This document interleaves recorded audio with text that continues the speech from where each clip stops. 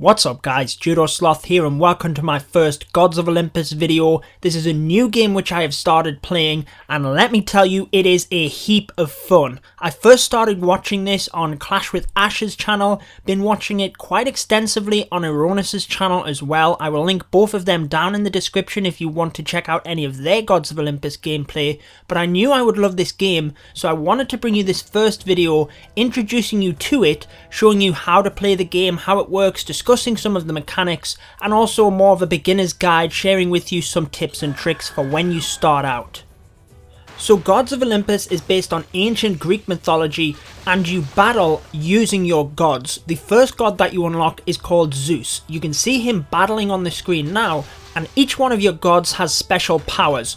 Basically special powerful attacks which you can level up individually, so each god will have different skill sets, and as you level them up and unlock new gods, you can obviously mix and match these in order to have different attacking strategies. So what makes Gods of Olympus different? Well, a big factor is that you have full combat control, so you can select each god individually and target individual buildings, defenses, defensive troops, and also target those special abilities. Another feature which I am very much looking forward to use is that once you join an alliance, you can battle with your friends. So once you start an attack or an enemy begins attacking you, a notification will come up in the chat and your teammates can join in the fight, and there's no limit as to how many teammates can join. Checking out the gameplay, you can see that I can defend as the enemy is attacking and my alliance could join in with this as well. So there are two troops that you can spawn, hoplites and archers. You have to spawn them within your building radius. You'll see that when I'm tapping around the map, there's X marks coming up. I cannot place my troops anywhere. You have to place them within your buildings, but they will then move around the map in order to defend the base. You can also spawn units on the outside borders of the map, but these are clearly marked. You may want to utilise this to sneak behind attacking gods, for instance with archers, and placing them behind. In a nutshell, the more active players you can get to join you in a battle, the greater your chance of success will be. Checking out some of the gods, and when you first start, you will begin the game with Zeus, but you have to pick another god fairly sharp in the game. I would recommend choosing Athena. Failing this, Ares is also a very good choice because he is a high damage dealer and has a fantastic ability called Battle Charge. I will bring you that in a future video. He is actually my favourite god in the game at the moment. But looking at Athena, she is brilliant at absorbing damage, especially because of her second skill called Aegis. This creates a protective shield and absorbs 70% of damage, which can also be increased as you upgrade this skill. Now, because Gods of Olympus doesn't know which god you're going to choose as your second, and also doesn't teach you too much strategy during the tutorial, more just how to play the game, it recommends dropping Zeus first, but this is just to show that you can drop both gods individually on the map, and then also have full combat control of them during battle.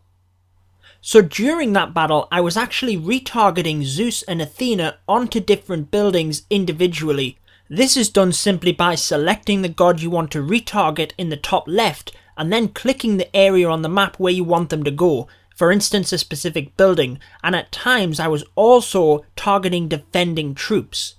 The skills for each god will be displayed in the top right as you select them, and for some of these abilities you will then have to select on the map where you want to deploy them. For instance, Zeus has an ability called Lightning Storm, which can be placed anywhere within a set radius around him. It doesn't necessarily have to be on the building that he is currently attacking. You will see that at the time of making this video, Gods of Olympus is currently in beta testing for Android, so if you are not on iOS and you do want to try and play this game, you can always head over to their website, which I will link in the description below, and sign up for the beta test. So just checking out the layout of some of the menus, you have a selection on the left which brings up items such as news, achievements and help, and on the right hand side you have your alliance chat. You can see you need to be level 20 before you can create your own alliance. You can see that Gods of Olympus actually provides you with quite the FAQ and help section for any areas you might be struggling with, but you can also contact email support if you're still struggling or having more technical issues. You then have the large construction button in the bottom left. This is obviously where you access different buildings for your base, such as defences and temples. These are straightforward. Defences defend your base, and the temples are specific to each god, and they provide a bonus to all of your troops and buildings, so not only that god. You then have the attack button on the bottom right, which brings up this menu. You have the regular battle, and you can actually choose easy, normal or hard depending on the type of base you want to come across. You then have the campaign, and moving across you have the revenge section. Now this is cheaper to battle in terms of energy, or nectar as it's called in the game, than a standard battle. You can also spar in this game to test out your own defences, test out your alliance members' defences, and just practice your strategy. So you can see I am attacking my own base, brand new base really, nothing to it, so it's going to be very easy to take down. In the early stages of the game you can literally just rush the temples and take the victory, but as you progress on you will have to have a little bit more strategy in order to take out the defences and get to them temples.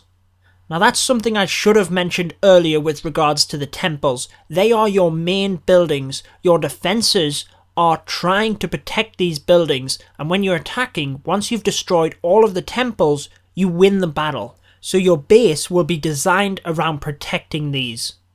Now let's dive back into some battles and show you some more gameplay. You can see the temple is this big purple building, and at this stage I can pretty much just rush that building and take it out.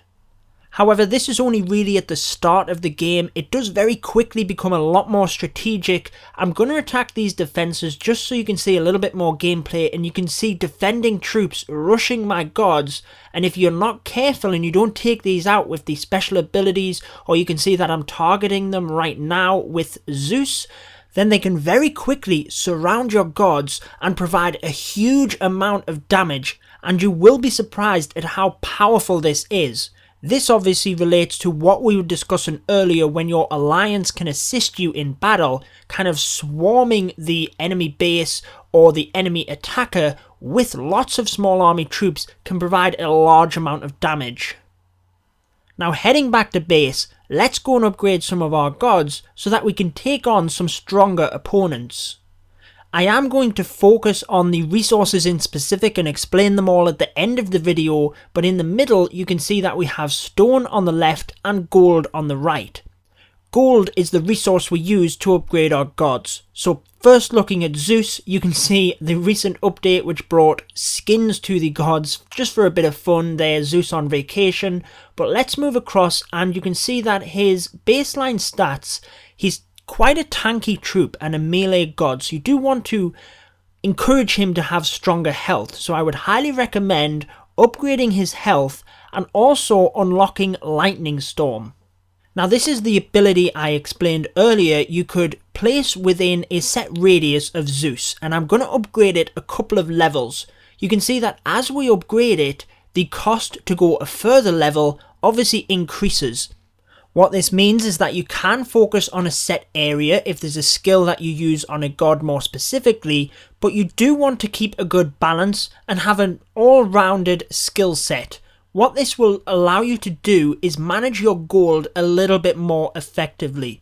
So you can upgrade certain areas that you specifically want to use within that god or you want to make stronger, but then once it gets to a certain point and it costs so much gold, it would be worth investing in them stats that you may not use as much but will provide much greater value for your gold.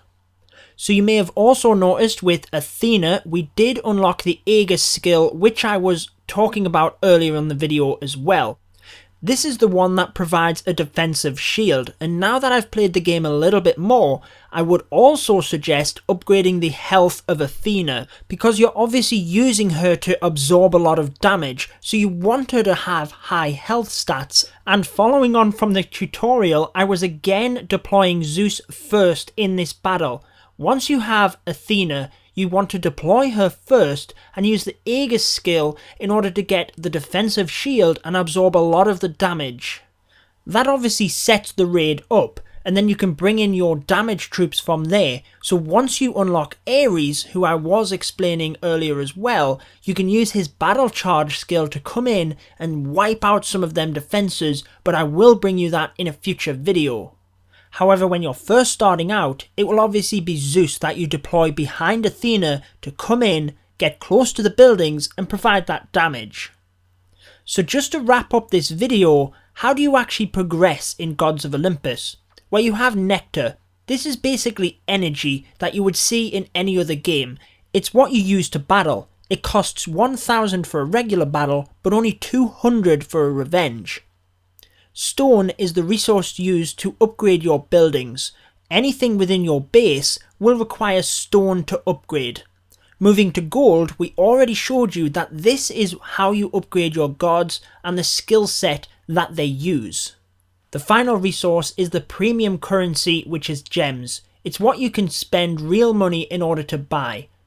You can also obtain this through achievements, and you can use it in replacement of other resources or to buy premium items. For instance, the skins of the gods require gems. Now this is the UK App Store, so prices may differ on your device, but if you are going to buy some gems, I would highly recommend the starter pack. You can see that it is very good value for money. It costs the same as a bag of gems, where you get 2,400, but you start off here with 4,000 and you get 500,000 stone and gold in order to spend. You also won't have to worry about spending all of this at once, because another unique feature of Gods of Olympus is that you don't lose resources. If you get attacked by an opponent, you actually gain resources depending on the damage that you deal, so that's a nice little feature for if you play a bit more passively. You won't actually progress very fast like this because 95% of resources are gained through battling, but it's good to know that if you can't access the game for a day or so, you're not going to lose progress and resources. So that wraps it up for my beginner's video for Gods of Olympus and an introduction into the game, the mechanics of it and what it's all about. So if you're already playing, please share with me any tips you have in the comment section below. Please let me know if this video was helpful, and if you're not playing Gods of Olympus, it is a super fun game to play. I'd highly recommend giving it a shot, and I'm very much enjoying it at the minute, so I do plan on bringing a bit more of it on my channel, bit more strategy and how-to videos as well, so stay tuned and subscribe for more Gods of Olympus. I've been your host Judo Sloth, and until next time, peace out guys.